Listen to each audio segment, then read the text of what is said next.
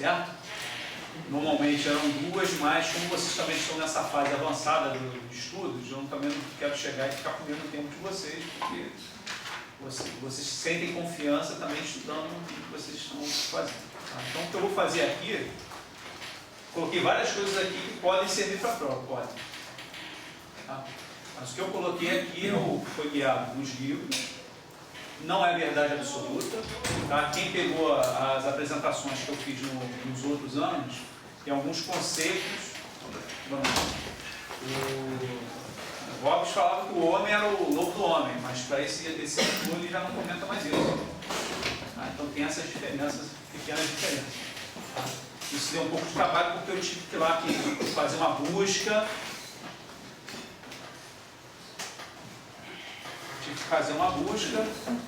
Não, desculpa, pensei que você era um outro passageiro aqui, nem o Fred, aquele careca ali, certo? Me treinou muito na vida, mas tudo bem.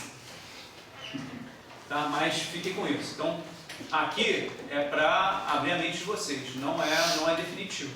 Tá? Leiam o livro, certo? Não sei como é que vocês estão de tempo, certo? Mas se programem direito, que ainda os 40 dias já tem. O Ferraro, o comandante Ferrari, só estudou nos 40 dias. E foi audaz.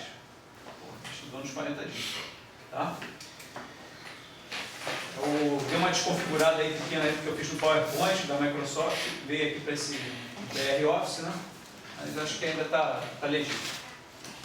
Vou seguir esse sumário, falar do princípio das relações internacionais, que é o título do livro, e histórica da política exterior do Brasil.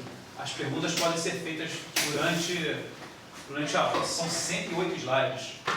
Tá? Mas eu vou perder mais tempo, vou me concentrar mais no início, que é a teoria das relações, as teorias de relações internacionais, e fazer as associações com o histórico, né? Que a gente vive de história, e vou relacionando ali com as teorias de relações internacionais, certo? Para definir essa história da política exterior do Brasil. Pelo que eu pude ver ali, assim, é conclusão minha, tá? Pode ser que o instrutor lá carregue a mão, mas eu entendo que ela é uma situação mais que vocês conseguem lidar melhor, já que vocês viveram, vocês são nascidos em 78, 80, então vocês viveram parte da história, então dá para viver melhor, se desvencilhar melhor disso, né? E também tem o seguinte, né? Não sei se dá para carregar muito nos governos do Lula para cá, certo? Porque aí é tiro que ele fala lá, quando a gente olha, quando o negócio é muito legal, muito bom, o Lula poderia ter sido o melhor presidente do Brasil, mas quando a gente compara com a realidade que a gente tem hoje, a gente vê que foi a inteligência a serviço do mal, né? Mas vamos lá, os princípios das relações internacionais, isso faz parte da regulagem. Bom, está marcando tempo aí? Vocês normalmente estão tendo aula até que horas? Até 9 horas, 8h30? Então a cada hora, por favor, um intervalo. Vou seguir esse roteiro, vou falar das relações internacionais, né, que é bem fosfórico, realmente eu estou ticando o evento, né? Falar do contexto histórico das relações internacionais, que aí eu vou situar vocês como que apareceram as teorias de relações internacionais. Falar do sistema internacional, aí aqui já é bem rápido. Sistema internacional. Vou falar do sistema internacional, Estado, organizações intergovernamentais e ONGs, já é uma passagem bem rápida. Tá? E o direito internacional está ali em cinza, porque eu não optei por deixar para o comandante Henrique. Tá? Se vocês tiverem dúvidas também de direito, podem me perguntar também. Tá? A gente tenta responder aqui. Bem, os arcabouços das relações internacionais, isso é puramente didático, né? O uso da história, da filosofia e do método científico, tá? A perspectiva histórica. O primeiro, o pessoal gosta de fazer muita referência em relação a Tucídides, escrevendo a história da Guerra do Peloponeso. Não eram estados, mas eram cidades-estados, e o comportamento que aquelas cidades-estados, principalmente Atenas e Esparta, tinham, foi de grande interesse pode ser trazido para os dias de hoje no estudo das relações internacionais, principalmente quando a gente tinha o conflito entre Estados Unidos e União Soviética. Tá? Então a comparação eles faziam muitas referências, pegavam aquele arcabouço teórico lá do Tucídides, viam o que tinha acontecido e conseguiam trazer para a realidade de hoje. Lá foi debatido, o Tucídides escreveu sobre a formação de alianças, né, em torno das duas cidades e estado, e ali se tinha o equilíbrio de poder. Aparecem as noções de equilíbrio de poder que foram estudadas durante a Guerra Fria, elas já aparecem e são importantes principalmente para uma das teorias, a primeira teoria das relações internacionais, que é a teoria realista. Certo? E ela basicamente fala que a guerra é inevitável ante a ascensão da potência Atenas, né, do que existia lá de Esparta. Então, a ascensão de Atenas, que conseguia conglomerar mais cidades e estados gregas aqui no seu entorno, trouxe a realidade e o confronto com a Esparta. É Esparta que declara a guerra, mas a ascensão de Atenas, em algum momento, ia fazer isso. E aqui, ó, uma pequena comparação, tá? A guerra do Vietnã, desculpa, comparação não, mas a guerra do Vietnã e apresentada a guerra do Vietnã, tá vendo a perspectiva histórica, fala que a gente consegue fazer, ao tentar fazer análise de conflitos, não quer dizer que chegaremos às mesmas conclusões. Tá? Então, a guerra do Vietnã, que foi um conflito contra um aliado do comunismo, né? Dos Estados Unidos contra aliados do comunismo, e comparando ali com a guerra do Iraque, tem algumas semelhanças, que é o apoio à construção de um Estado favorável aos Estados Unidos. Ali o Vietnã estava na estratégia de contenção, e tentou-se ficar lá como o Vietnã do Norte, Vietnã do Sul, desculpe, Vietnã do Sul para reerguer e conter o Vietnã do Norte, a expansão comunista, e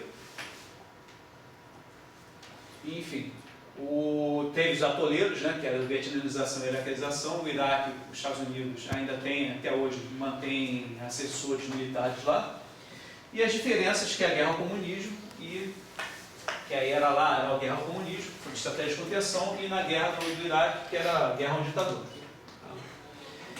E as duas estratégias principais, que era a contenção versus controle de petróleo e disseminação de armas de destruição em massa. Tudo bem, armas de destruição em massa é um pouco de lógica. Tá? Ainda quanto às perspectivas filosóficas, temos que citar ainda Platão, certo? Platão, que escreve a República, que faz estudo da formação dos estados, ele faz o estudo ali das constituições de cada um dos estados gregos. Também tem o Aristóteles, desculpa, estou confundindo, o Aristóteles faz o uso comparativo do método de análise, tá? Então, para chegar à conclusão como é que se forma cada uma das cidades e estados. E esse ser aqui que é importante saber, Tomás Hobbes, que escreve o Leviatã, tá? Que o homem está no seu estado de natureza, tá? Não vale mais empregar que o homem é o lobo do homem, mas o que é o estado de natureza. Quando o homem é apresentado naquela situação, ele só pode contar com ele mesmo, então ele tem que se proteger. Tá? Então, o pessoal traz esse pensamento que é ali o ser humano na natureza, né? No seu estado inicial, e faz a comparação com o estado. O estado ele só pode contar com ele mesmo, então ele tem que se proteger, tem que acumular poder. Certo? E no estado da natureza não tem ninguém que se sobrepõe aos seres humanos. Certo? Então aí a ideia da anarquia. Né? Essa anarquia, como não tem nenhuma autoridade sobreposta aos seres humanos, então se vive no estado de anarquia. Então, daí surge esse conceito que se transporta para o sistema internacional, que é a anarquia internacional. Eu não tenho ninguém que controle os estados. Você tem os acordos entre os estados que eles podem ferir. Normalmente os estados seguem os acordos que eles fazem entre si, mas não tem nenhuma autoridade. Se eu pisar fora da linha, alguém vai lá e me bate. Ah, mas tem sim, os Estados Unidos, ele bateu lá no Iraque, bateu sim, mas os Estados Unidos, em termos no sistema internacional, ele é igual ao Iraque. Um estado é igual a outro estado. Tá bom? Então não tem uma autoridade supraestatal que consiga controlar as vontades dos estados. Tá? Isso eu vou voltar a comentar lá na frente. Aí começa a aparecer os idealistas, né? Esses idealistas, eles enxergam um mundo bonito, né? Muito diferente como nós militares chegamos, tá? Mas é importante trazê-los porque eles apresentam outras perspectivas. O primeiro deles é Jean-Jacques Rousseau, que faz discurso sobre a origem e os fundamentos da desigualdade entre os homens. Ele reconhece o estado de natureza, certo?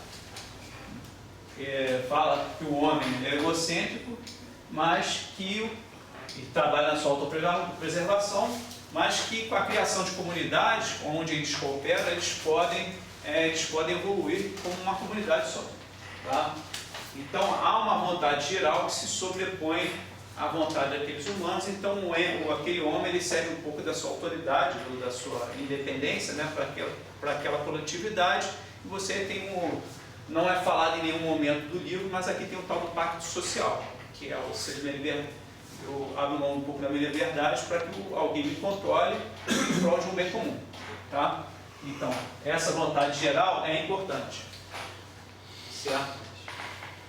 Então, e aqui o conceito de cooperação.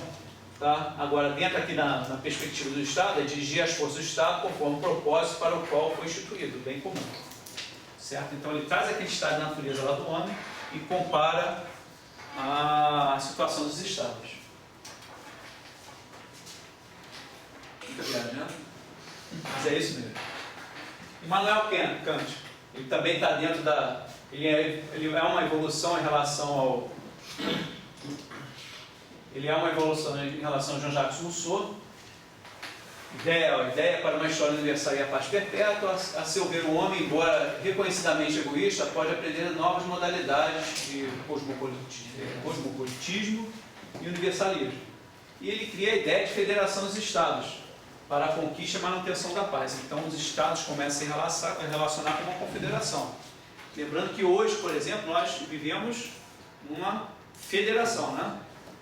Então, tem alguém aqui em cima que manobra os Estados. Os Estados têm uma pequena liberdade, mas essa federação, ela diz o que o Estado pode fazer. Cada um dos Estados que são componentes do Estado brasileiro pode fazer. A confederação não. A confederação, os Estados, eles dizem o que o seu representante, né, o que a confederação pode fazer em seu nome, e aí o resto ele faz tudo, ele determina tudo que é dentro. Tá? Então, ele trabalha essa ideia da federação dos Estados. E a escola idealista.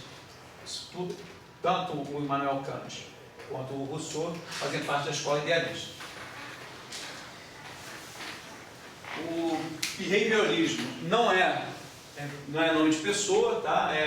Vem do inglês behavior, que estuda uma metodologia científica de estudo do comportamento, aqui no caso, o comportamento dos Estados. Então, ele vê o comportamento do Estado e tenta levar esse comportamento para a modelagem dos modelos de relações dos sistemas internacionais.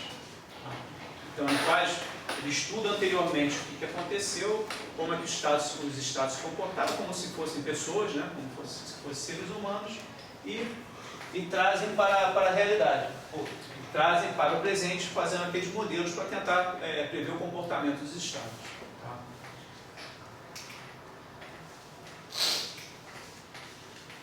Tá? Tem esse projeto de correlatos de guerra, que foram analisados não sei quantos milhões de guerras, quantas milhares de guerras, com mais de não sei quantos militares envolvidos, para tentar entender por que os Estados chegaram à guerra. Eles não conseguiram chegar a uma conclusão final, certo? Porque a contabilização é muito grande, então se abandonou um projeto. Mas esse primeiro projeto dos correlatos de guerra fosse uma perspectiva científica diferente do que era o estudo filosófico das relações internacionais. Temos as abordagens alternativas, certo? Os pós-modernistas, que tentam desconstruir os conceitos básicos de relações internacionais. Isso se aplica muito para aqueles que estão fora do eixo do hegemon, né?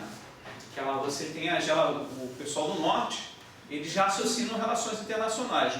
Eu, por exemplo, eu sou acostumado a raciocinar relações internacionais como Estados Unidos e Europa raciocinam. Mas quando eu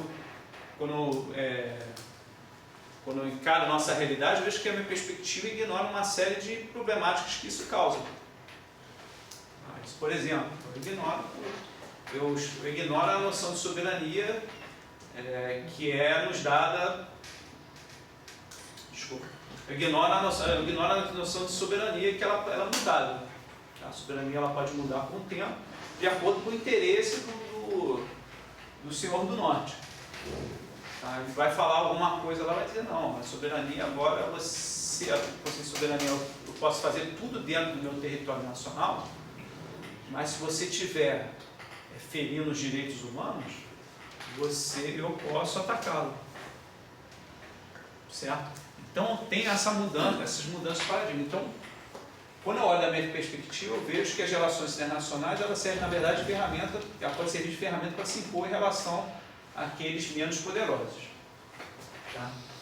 Então aqui tem a Cynthia Weber, que ela falou do conceito de soberania alterado no tempo, e também tenta se ouvir a voz dos outros. É claro que essas visões pós-modernistas, elas ainda não encontraram uma unanimidade, até porque elas tentam desmontar vários conceitos realistas e idealistas das relações internacionais, que já são teorias consolidadas, certo? Então elas têm dificuldade, isso pode levar bastante tempo, mas agrega valor ao estudo das relações internacionais.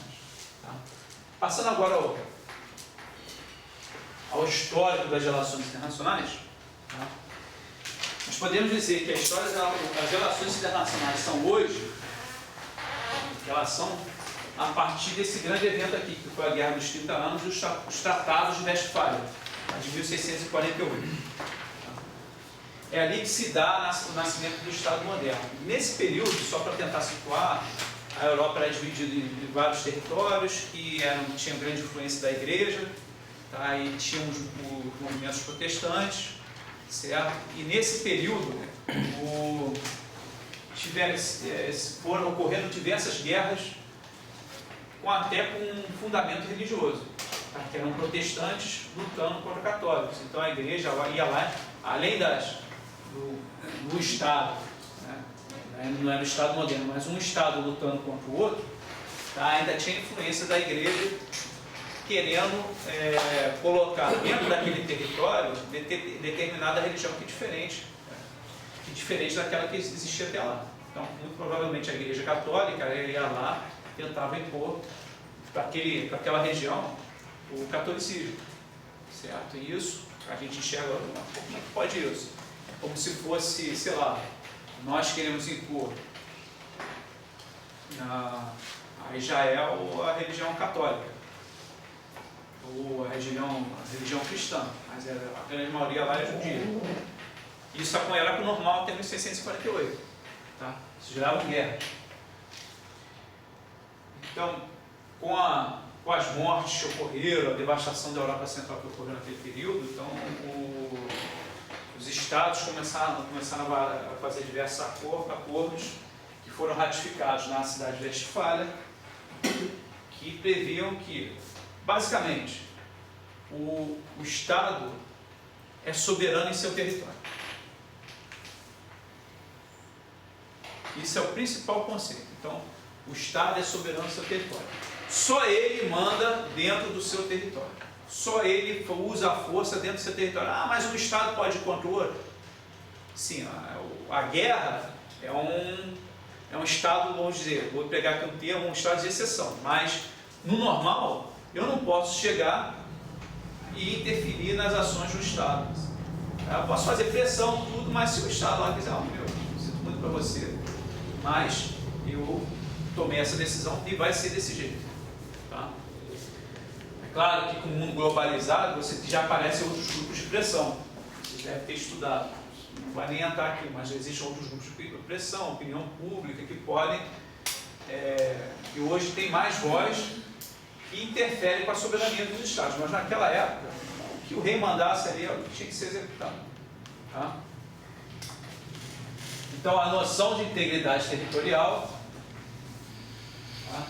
Os Estados soberanos e todos os Estados são juridicamente iguais dentro do sistema internacional, certo? Juridicamente, tá? Cuidado para não confundir que na teoria realista que a medida do Estado é a medida do seu poder, tá? Mas juridicamente os Estados são iguais entre si. Tá? Tudo bem aí, gente? Viagem, né? É isso aí. Tá aqui, ó. Os estados poderiam determinar suas próprias políticas internas, livres de pressão externa e com total jurisdição dentro do seu próprio espaço geográfico. Além disso, introduziram o princípio de não interferência nos assuntos de outros estados. Estados estabelecem seus próprios exércitos nacionais. Isso aqui também é uma consequência importante, porque naquela época era comum o uso de mercenários. Tá? Então era comum o mercenário fazer a guerra, começou a guerra, não sei o que, em algum momento você, a outra parte pagava melhor. Tá? Forçando a barra era isso. Então a vontade do mercenário não respeitava a vontade do Estado. Tá? Cuidado quando vocês forem pegar exércitos nacionais, tá? Esses exércitos nacionais ainda não são os exércitos da nação que vocês vão ver lá depois da Revolução Francesa. Tá bom? Há uma consolidação do núcleo dos estados que dominaram o mundo até o século XIX. Isso aqui é importante também, que é a Áustria, a Rússia, a Prússia, Inglaterra, França e Províncias Unidas. Não sei porque eu botei Províncias Unidas, mas acho que era Países Baixos. Que hoje abrange a Holanda e a Bélgica, mas no livro está assim.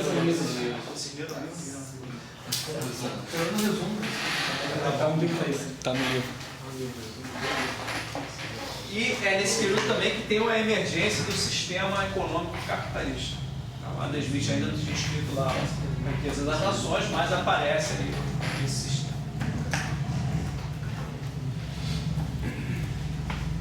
Bem, aí a gente vai evoluindo, teve lá a Westfália, né? Vai evoluindo, começa lá pelos 1700. Tá? Antes da chegada do século XIX, nós tivemos dois grandes antecedentes importantes sobre a influência do iluminismo, que é a Guerra de Independência Americana e a Revolução Francesa. Então, a ideia, o ideário lá de igualdade, fraternidade, tá? Do que vem dessas revoluções, do humanismo, certo? A valorização do homem, que vai de encontro lá ao absolutismo, surgem nessas duas, vou chamar de Guerra de Independência Americana, ela também pode ser, do ponto de vista, ela pode ser encarada, do outro ponto de vista, ela pode ser encarada como uma revolução também, mas para a prova é a Guerra de Independência.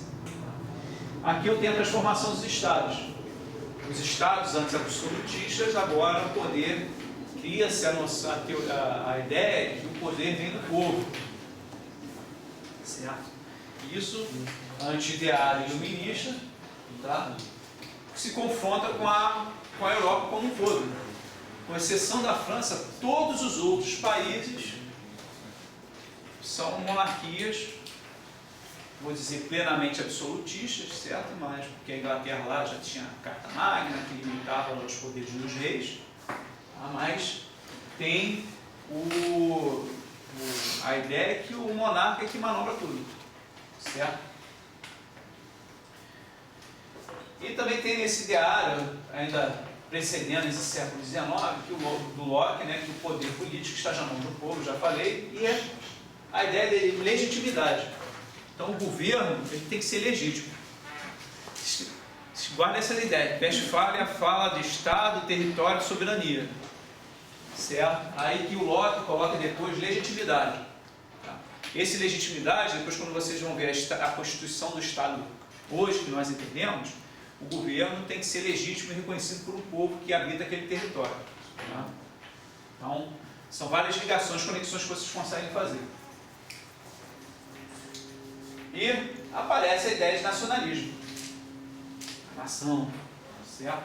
Antes, tínhamos os exércitos nacionais, né, que eram constituídos pelo Estado. Agora não, você tem o recrutamento.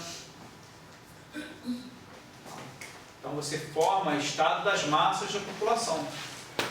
Antes, os soldados eram recrutados de formas diversas, mas aqui agora ele vai lá e se apresenta como ferramenta do Estado, tá? Como uma arma do Estado. Certo? Isso permitiu lá que Napoleão, se quiser estudar estratégia, através de mobilização, consegue formar exércitos rapidamente como nunca antes formados. Isso dá uma grande vantagem nas guerras napoleônicas, né? Aí chegamos ao século XIX, final do século XVIII, XIX, com as guerras napoleônicas, né? Temos aí o fervor nacionalista, já comentado antes, crescente capacidade de mobilização, que é uma vantagem inicial para os franceses, mas esse nacionalismo ele era usado somente pelos franceses, né? Mas começa a ter alguns respingos ali, por exemplo, ali na Espanha, certo? Uma invasão francesa da Espanha começa a formar a guerrilha espanhola, que faz uso desse nacionalismo, né? Bem, aí continuando a evolução, né? Temos ali as guerras napoleônicas, que mergulhou a Europa em um grande período de guerras, todos contra a França, eles conseguiram sustentar por algum período, mas que trouxe grandes prejuízos a todos, né? Então, cria-se a vontade da paz, né? Se tem uma paz duradoura no núcleo europeu. E aqui vem esse conceito do concerto europeu. Tá? Esse conceito do concerto europeu. Certo? Que aqueles países eles se organizam, países de novo monarquistas, se organizam para, monarquistas absolutistas se organizam para que não haja a eclosão de uma nova guerra. Certo? É nesse período também que nós temos a industrialização, que permite a formação rápida de grandes exércitos, certo? Mas que também tem uma grande demanda por matérias-primas e mercados novos para que se possam vender esses novos manufaturados, a fim de manter ali o funcionamento do Estado. As razões para a paz nesse período, tá? Depois das guerras napoleônicas: medo dos governos das revoluções de massas. Temos também nesse período a guerra, a formação do Estado alemão e italiano, que aí conduz as energias bélicas, né, para essas unificações. E o imperialismo e o colonialismo. O livro é difícil a gente diferenciar o que é imperialismo e colonialismo, né? Mas vale aqui a pena colocar, esse aqui é o texto que está no livro. O imperialismo para o livro é a reivindicação de terras escassamente ocupadas pelos povos indígenas como os territórios soberanos. Então ele só encara esse imperialismo para aquilo que está fora da Europa. Tá bom? Ele não encara ali a formação dos impérios na Europa. E o colonialismo, que geralmente está associado ao imperialismo, tá? Diz respeito ao estabelecimento de pessoas do país de origem entre nativos de um território distante. Está fosfórico até para mim. Tá? Mas esse novo imperialismo e colonialismo permitiu que a Europa ela avançasse pela África. Antes era a América do Sul, se procurava ali o caminho das Américas, se procurava o caminho para as Índias. Então você tem uma revisão do que é a África e a Ásia para a expansão colonialista. Tá? Então a Europa, ela deixa de lado as guerras e procura os territórios interessantes para a ocupação. Bem, nessa Europa também cria-se ali o ideário, né, do europeu como tem a ampliação dos contatos, né? Esse aqui é o que chamamos de globalização, né? Mas para a gente não está valendo. Tá? Mas aqui tem o ideário do europeu, certo? Como aquele branco, religião católica, religião cristã, que superior aos demais povos. Então há uma identidade, é estranho, mas há uma identidade entre os europeus que não existia antes. Que antes guerreavam entre si, mas quando eles têm contato com os outros povos da África e da Ásia, eles se sentem como superiores e há um entendimento entre eles desse partilhamento com a diminuição dos conflitos. Tá? E a Revolução Industrial proveu os europeus de recursos militares e econômicos para garantir sua expansão colonial. Bem,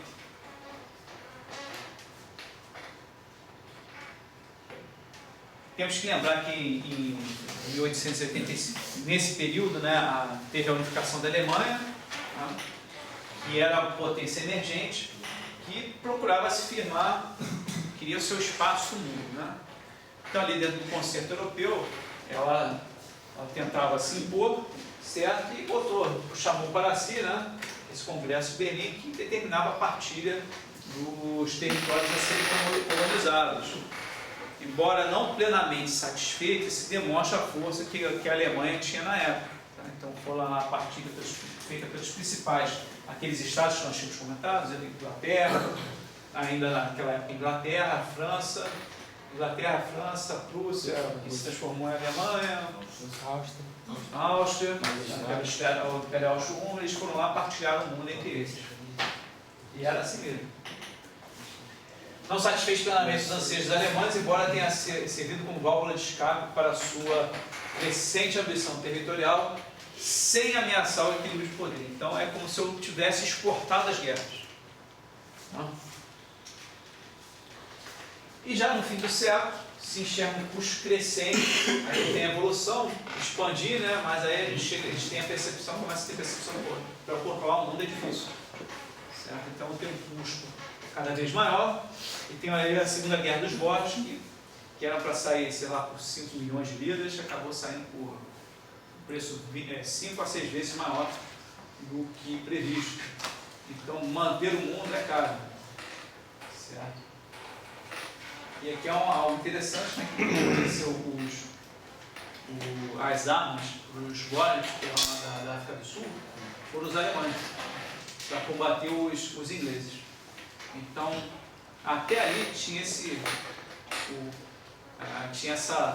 ideia da externação do conflito. Então, lá, não estou combatendo dentro da Europa, então vou botar lá para outro lugar, vou fornecer meu armamento para aquele lá e vai dar uma renada ali no inglês enquanto isso. Né? Bem, a ideia do equilíbrio de poder. Né?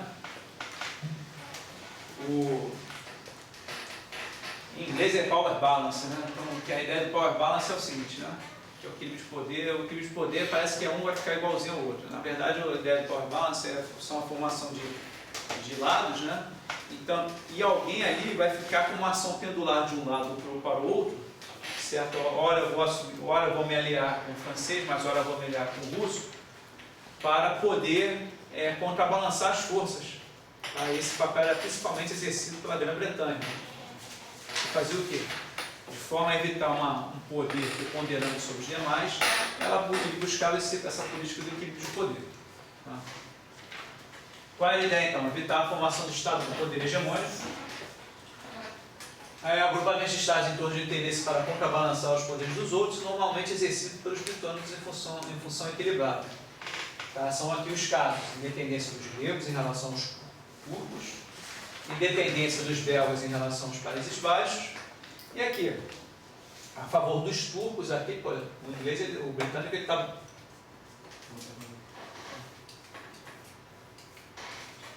O britânico ele estava combatendo os turcos, mas depois ele virou aliado dos turcos contra os russos. Então, por isso que é essa ideia do pêndulo, né? Mas fique com esse conceito de equilíbrio do poder. Esse equilíbrio do poder ele é rompido subitamente com a ascensão da Alemanha. Ela já vinha lá, já falava do Congresso de Berlim, né? Então ela vai emergindo, ela quer o seu espaço devido. Então, quando normalmente eu tenho uma ascensão de uma potência histórica, eu vou falar que sempre, mas historicamente eu tenho uma eclosão de uma guerra para a remodelação daquele sistema internacional da forma que ele está. Certo? Hoje eu tenho a emergência da China, mas ela está tentando manobrar que ela seja uma emergência somente econômica, embora ela tenha um poder compatível, está tentando adquirir um poder compatível com o tamanho do país, certo? Mas porque não há interesse da China hoje, por exemplo, fazer guerra, porque ela é muito dependente economicamente, dependente das relações econômicas exteriores, certo? Mas, historicamente, o que acontece é quando tem emergência de alguma potência, se lembra lá de Atenas, ela emerge, eu tenho uma guerra. Então, eu tenho uma mudança do sistema internacional que provoca uma ruptura do sistema internacional que provoca essas guerras.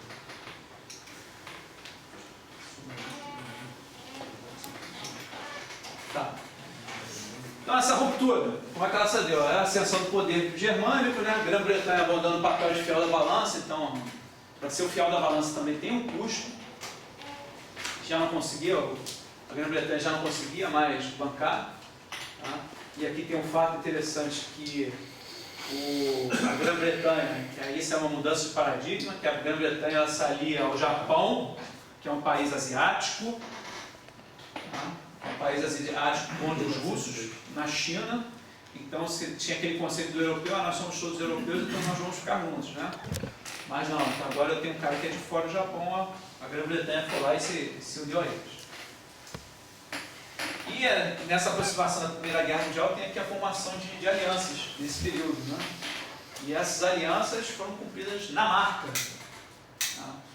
Então foram à guerra para cumprir o que tinham assinado. E eram acordos secretos. Fiquem com isso na cabeça, os acordos secretos que depois foram criticados, mas que contribuíram muito para a Primeira Guerra Mundial. Tá?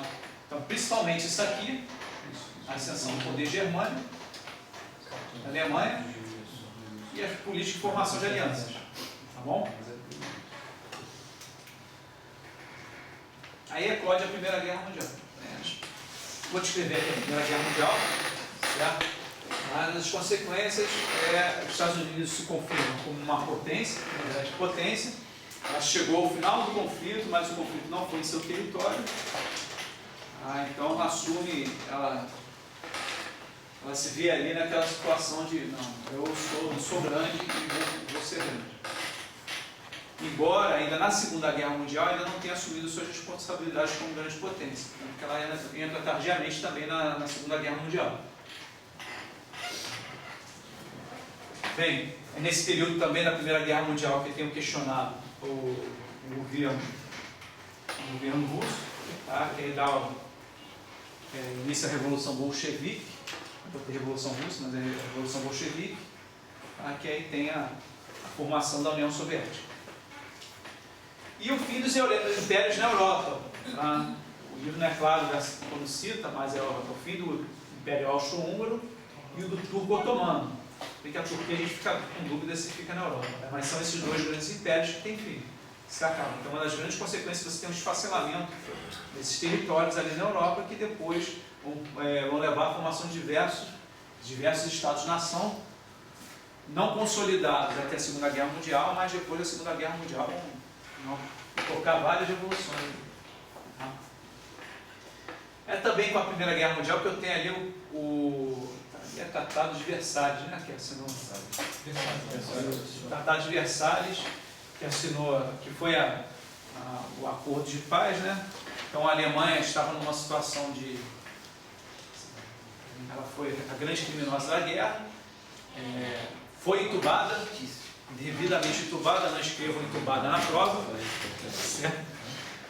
Não escrevo entubada na prova, mas